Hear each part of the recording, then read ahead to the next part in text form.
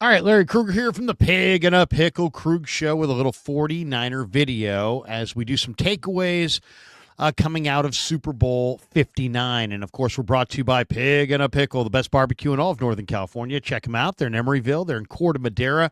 They're open 7 days a week from 11 a.m. till 8 p.m. or until they run out. Go say hi to Damon and Mary. Get some brisket chili. Tell them that Krug sent you.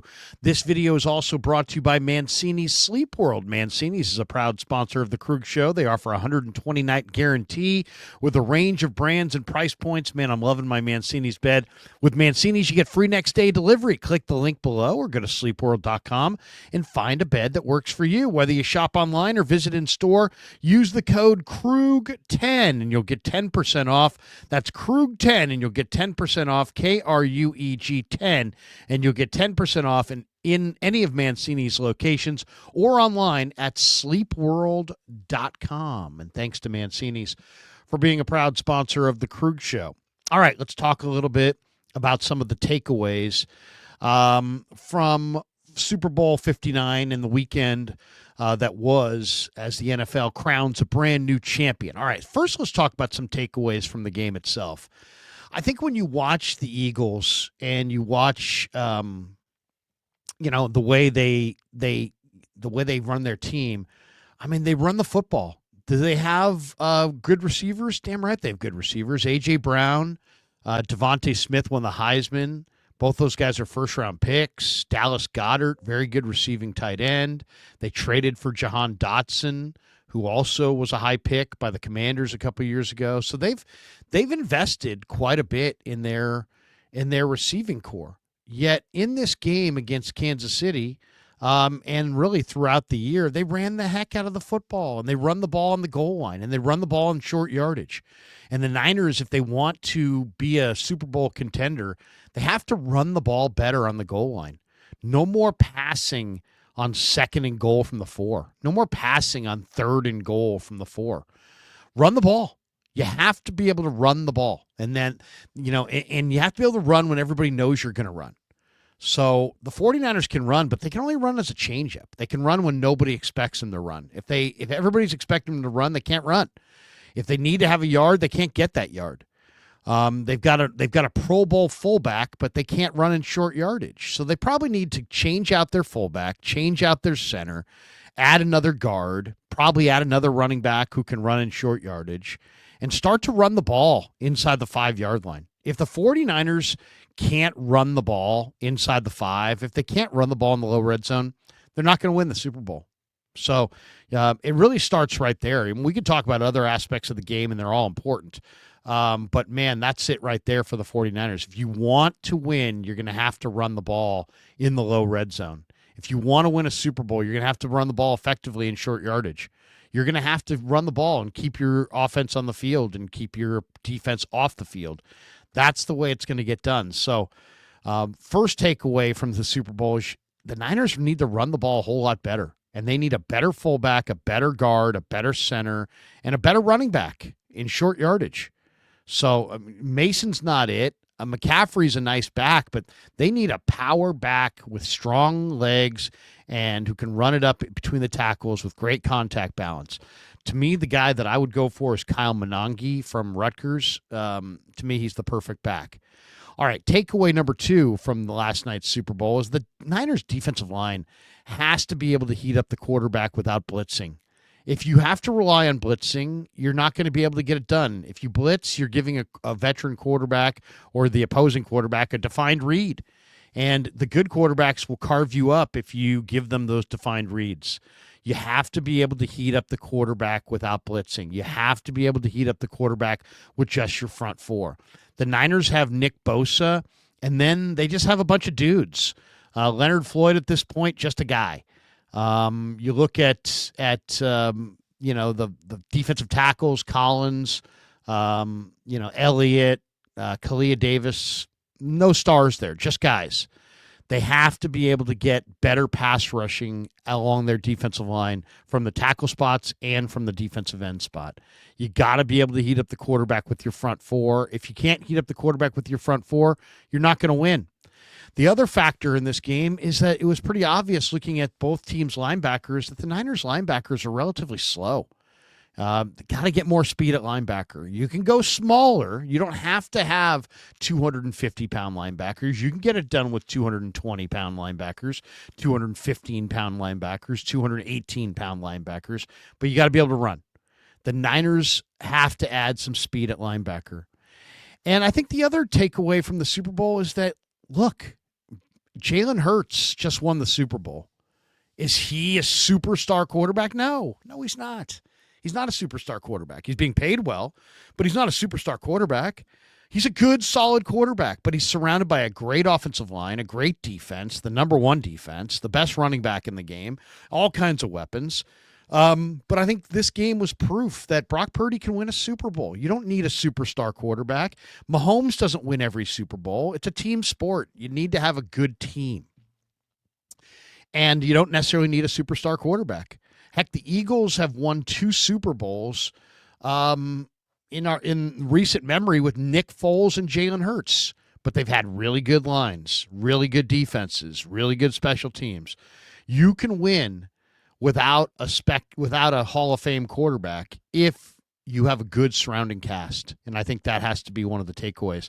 Another story coming out this weekend, Deebo Samuel requested a trade at the end of the year when the Niners were doing their end of the year, kind of wrap up interviews. Deebo requested a trade to Kyle Shanahan and John Lynch. And the Niners have given him their blessing and his agent their blessing to go out there and seek a trade if they can find one for Deebo Samuel. So Deebo wore an Eagles jersey Super Bowl week and then FaceTimed A.J. Brown, more than happy to celebrate the Super Bowl. Maybe he wants to be an Eagle. Who knows? There's no question that, he clearly is showing that he doesn't want to be a Niner anymore. He wore the Eagles jersey and celebrated with A.J. Brown. In his private story on Instagram, he pictured himself in a Broncos uniform and said how cool that would look. PFF, by the way, in their first mock draft post Super Bowl 59, has the Niners trading the 11th pick in the draft and Deebo to Jacksonville for the 5th pick overall and drafting Michigan defensive tackle Mason Graham with that 5th pick overall. The odds are out on Deebo's next home. Washington is the favorite at 3-1. The Chargers are the second choice at 4-1. Carolina is the third choice at 5-1. Denver, who I said put himself in a Denver uniform on his own private story. The Broncos are 6-1. The Pats, who have well over $100 million of cap room, are 7-1. The Steelers are 8-1. The Raiders are 10-1. The Rams are 12-1. Dallas is 16-1. To land Deebo Samuel. So those are some of the odds on where Deebo could be playing next. Josh Dubow from the AP had an interesting quote from Jed York on Brock Purdy. Jed was quoted as saying, "I know we met Brock here for a long time, or we want Brock here for a long time, and I believe we will make that work." Saying that, he's run into the agent and that they feel like they're on the same page and they'll be able to get the Brock deal done. So that's interesting. Jed told, Josh Dubow that they want Brock there for a long time, and they believe that they have the offer, the framework together to offer him something that he will accept. It is interesting. There's a lot of conjecture about what Brock will make. Some people think he's going to make between 55 and 60 million. One of the interesting notes was that the talk was that the Purdy contract could get done pretty soon. I put the deadline down as the start of free agency. If you can get the deal done before March 12th and the new league calendar year begins and the beginning of free agency begins, I think that's in their best interest. I mean, if the 49ers want to go get anything done in free agency, besides signing Brock, I would imagine that they're going to want to have that Brock contract finalized. The other thing is, if you look at the Niners' needs, there's talk that they may go after a wide receiver in free agency. If you're a wide receiver, why are you signing with the 49ers if you don't even know who the quarterback is? So I think if you really are going to go after a T. Higgins in free agency, and I don't know that they can afford him or that they'll actually go after him, but if the reports are true and they are going to go after him, I'm pretty sure you want to have that Purdy contract done for a couple reasons. One, because he's the biggest contract you have, and you got to make sure you know what your budget looks like with and without his contract on the books. And then two, why is a receiver going to sign there if he doesn't know who he's throwing him the football? I don't think any receiver is going to sign with the 49ers unless they know that who the quarterback is.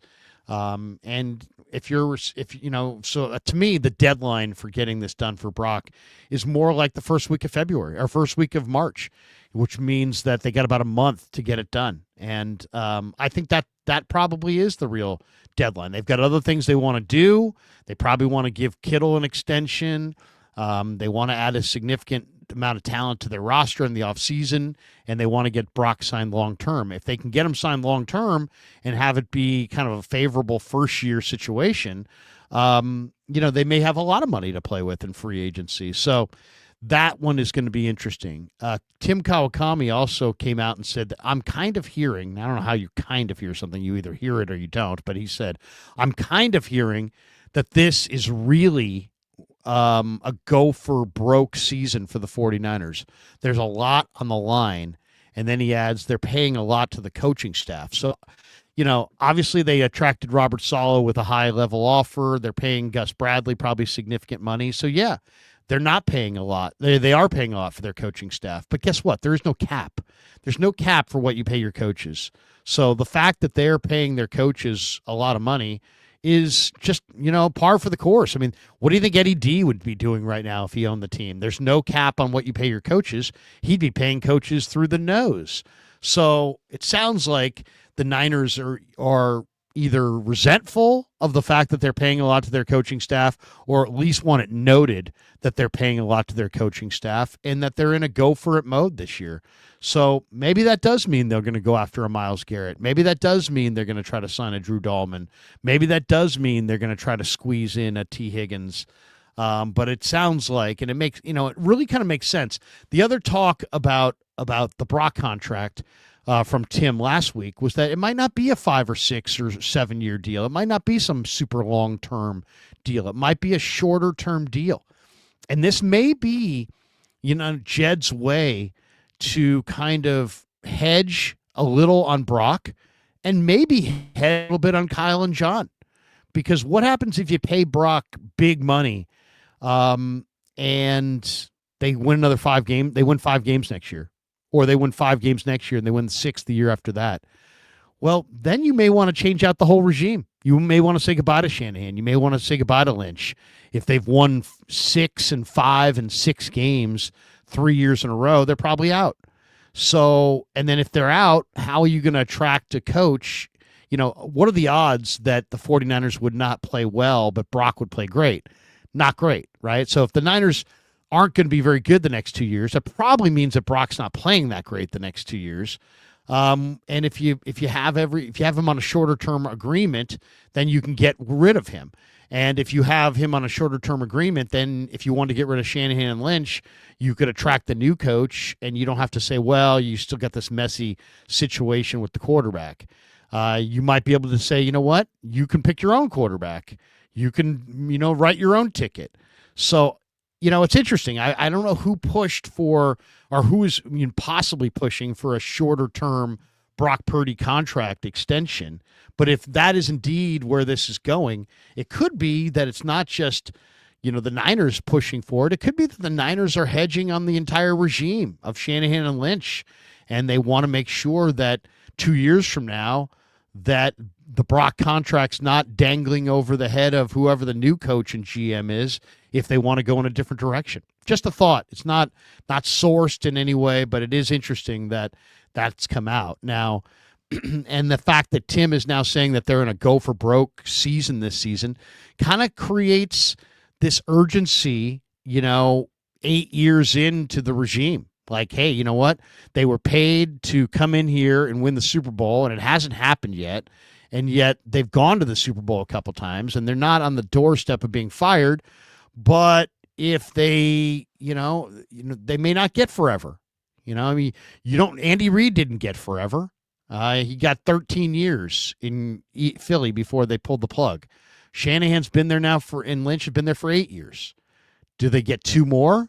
Do they get 3 more? Do they get 4 more? I mean, it's at some point, if you don't achieve the goals, you're not going to keep your gig.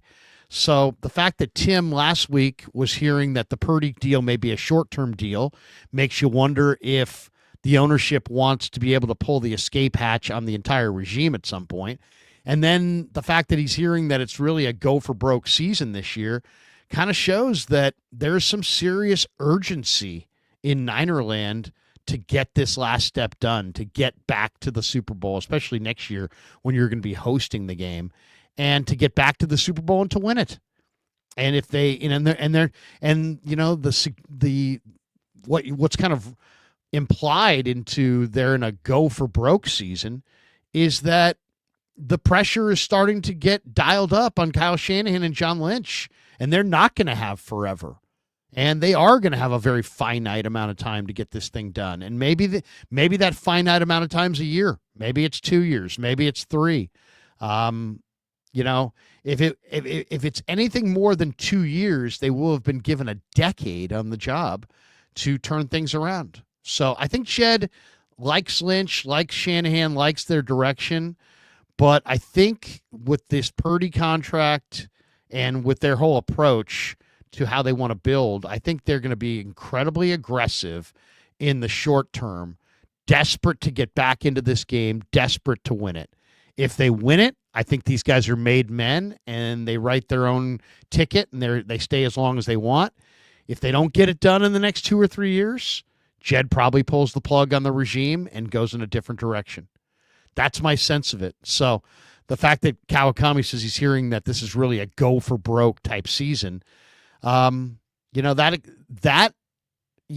least if that's what he's hearing, that at least, falls in line with why they might have interest in a free agent pursuit of T. Higgins, why they may have interest in a high profile trade for Myles Garrett.